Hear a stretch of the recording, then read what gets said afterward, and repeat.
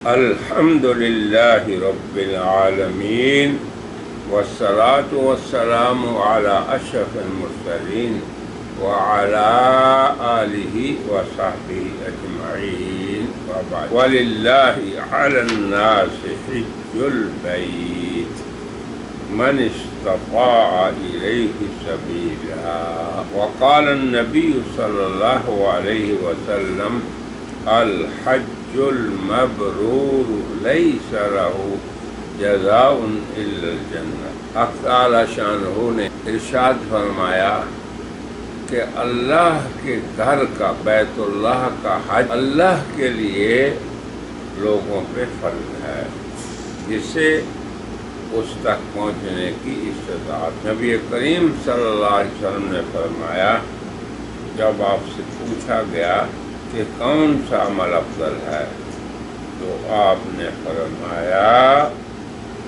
اللہ اور رسول پہ ایمان لانا۔ پھر پوچھا گیا کہ کون سا عمل تو آپ نے فرمایا اللہ کی راہ میں جہاد کرنا۔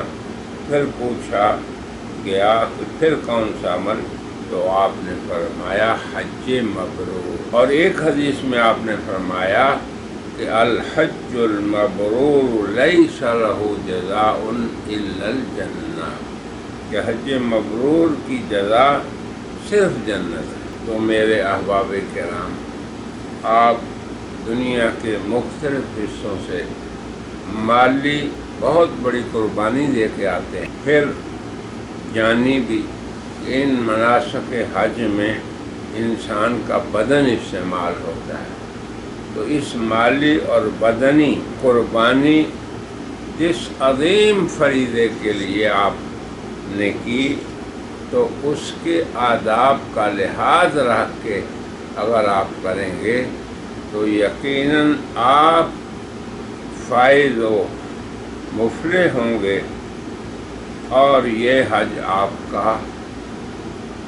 آپ کی پوری زندگی نفع دینے والا۔ اور آپ کی نیت اور قصد کیا ہو کہ ہمیں حج مبرور کو حاصل کرنا۔ اور نبی کریم صلی اللہ علیہ وسلم نے فرمایا کہ مبرور حج کی جزا صرف جنت ہی ہے۔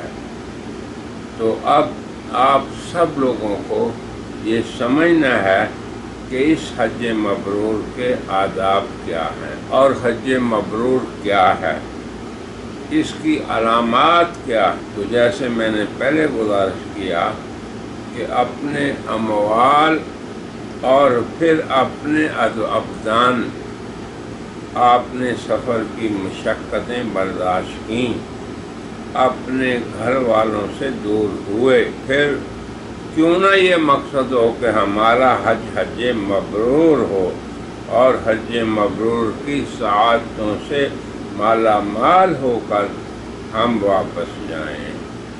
تو اس میں اہل علم نے لکھا ہے کہ حج مبرور یہ ہے، سب سے پہلی بات کہ جس میں حج کے مناسک، میں نے پہلے بھی عرض کیا تھا کہ حج کے جو اعمال ہیں انہیں مناسک حج کہا جاتا ہے، جیسے احرام باندھنا، احرام کے بعد بیت اللہ کا طواف کرنا، صفا اور مروہ میں سعی کرنا، پھر مشاعر مقدسہ منی، عرفات، مزدلفہ جانا، تو یہ سارے اعمال مناسک حج ہیں۔ تو ہر حج کے نسک کو ہم نے کیسے کرنا ہے؟ جیسے کہ حضور نے فرمایا، اے لوگو تم مجھ سے مناسک حج سیکھ لو، خذوا عنی مناسککم، مجھ سے سیکھ لو۔ تو ہم نے ہر عمل سے پہلے پوچھ کے ہر عمل کو کرنا ہے۔ آپ کے ساتھ اہل علم یقیناً ہوں گے، مگر آپ کو حریص ہونا چاہیے کہ ہم نے احرام جب باندھنا ہے تو اس کے کیا آداب ہیں، مکہ مکرمہ میں جو داخل ہونا ہے اس کے کیا آداب ہیں، پھر طواف کے کیا آداب ہیں، پھر اپنے ساتھیوں کے ساتھ ہم نے کیسا معاملہ کرنا۔ مختصر یہ کہ ہم نے جناب رسول اللہ صلی اللہ علیہ وسلم کی مناسک میں پیروی کرنی ہے، اور اس کے ساتھ ساتھ اپنے ساتھیوں کو، رفقا کو راحت میں آگے اور مشقت میں اپنے آپ کو آگے کرنا ہے۔ اسی طرح ابن حجر لکھتے ہیں کہ حج مبرور یہ ہے کہ احکام بھی مکمل ہوں اور ان کی ادائیگی کا طریقہ بھی درست ہو۔ پھر یہ تو ظاہری بات ہے، اندر کی بات یہ ہے کہ اخلاص بھی ہو، اور اخلاص کا تعلق نہ زبان سے ہے نہ ظاہر سے ہے نہ اپنے جسم کے ساتھ ہے۔ اخلاص دل کا عمل ہے، دل کا فعل ہے، یعنی ہماری نیت صرف اللہ کی رضا اور اس کی خوشنودی کا حصول ہو۔ اسی طرح وہ لکھتے ہیں کہ ریاکاری نہ ہو، اخلاص اندر سے ہو، اور اگر لوگ دیکھ رہے ہیں تو دکھانا ہمارا مقصد نہ ہو۔ تو یہ اخلاص، پھر ریاکاری سے بچنا، یہ دونوں باتیں انسان کے اندر کی ہیں۔ تو حج مبرور کے بارے میں اہل علم نے یہ بھی ذکر کیا ہے کہ وہ حج مقبول وہ حج ہے جس میں معصیت اور اللہ تعالیٰ کی نافرمانی کا ارتکاب نہ ہو۔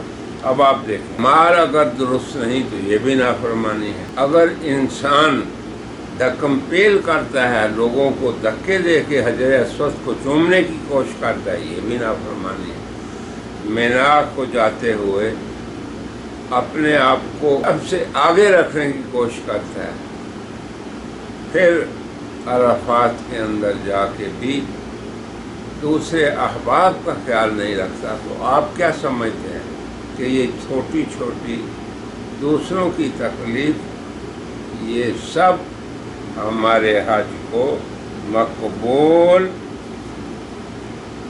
بنانے اور مبرور بنانے میں حائل امور ہیں۔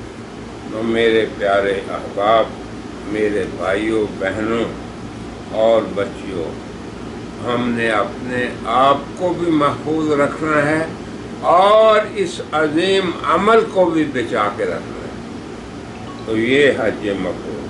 پھر اس کے بعد اللہ نے فرمایا وَمَنْ حَجَّ الْبَيْتَ فَلَا رَفَثَ وَلَا فُسُوقَ وَلَا جِدَالَ، دوران حج ہر قسم کے گناہ اور معصیت، غفلت، بد نظری، بے پردگی، آپس میں بیٹھے ہوئے غیبت، جھگڑا، نفس پرستی اور دیگر احباب کی ایذا رسانی سے مکمل اجتناب کرنا ہے۔ اب اس کا فائدہ یہ ہوگا کہ جب ہم ایسا حج یہاں سے لے کے جائیں گے تو یہ حج ہمارے اور اللہ کی معصیت کے درمیان حائل ہو جائے گا، اور آدمی جب اپنے وطن جائے گا تو جہاں یہ نظر آئے گا کہ یہ مال حرام ہے، سود ہے، دوسروں کا حق ہے، تو یہ حج اپنی اس روحانی طاقت سے ہمیں ہر معصیت سے روک لے گا۔ تو اس میں احتیاط اور تقوی کا پہلو حج میں بھی غالب رہے، اور جب بھی آپ اپنے ہاں وطن اور گھر میں جائیں تو یہ پھر بھی آپ کو برائی سے روکے۔ دیگر اہل علم نے لکھا ہے کہ حج مبرور یہ ہے کہ جب آدمی حج کر لے تو پھر معصیت کی طرف نہ لوٹے۔ یہ ہے حج کی پاسداری، یہ ہے حج کے ساتھ وفا، یہ ہے اس بیت اللہ کی حرمت کا احترام۔ تو یہ علامات اہل علم نے لکھی ہیں۔ تو آج کی اس درس میں ہم اتنا ہی، اسی پہ اکتفا کرتے ہیں۔ پھر اگلی مجلس میں یہ بیان کریں گے کہ یہ ضیف الرحمن اب کیسے اپنے وطن جائیں گے انشاءاللہ۔ وآخر دعوانا ان الحمد للہ رب العالمین.